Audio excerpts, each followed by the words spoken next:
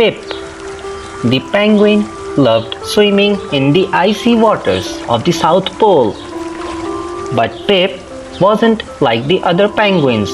He dreamed of seeing the snow-covered North Pole, a place they only heard stories about. One day, Pip announced, "I'm going to the North Pole." The other penguins squawked, "The North Pole is far and dangerous. There are no fish." Pip packed his favorite pebble and set off. He swam for days, dodging hungry sharks and battling strong currents. He felt lost and alone. Just as he was about to give up, a friendly pod of dolphins appeared. "Where are you headed, little fella?" they asked. Pip explained his dream.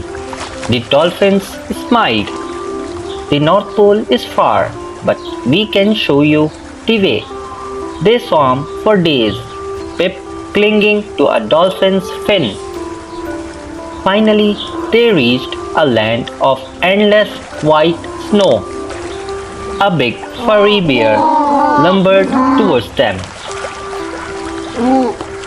Pip froze, but the bear chuckled. "Welcome, I'm Bumblebee, the North Pole bear. What brings you here, little penguin?" Pip explained his journey. Bumblebee was surprised. "No penguin has ever been here before. But you are brave, Pip." They spent the day playing in the snow, Pip feeling a joy he'd never know. When it was time to leave, Bumblebee gave Pip a warm hug. "The journey may be long, but you can always find friends if you are brave enough to explore," he said. Pip swam back, finally reaching his home. He looked at the familiar waters with new eyes. He shared his adventures with the other penguins, teaching them that even the impossible can be achieved with bravery and a little help from friends. And from then on, Pip was known as the Pip Explorer, a legend amongst penguins.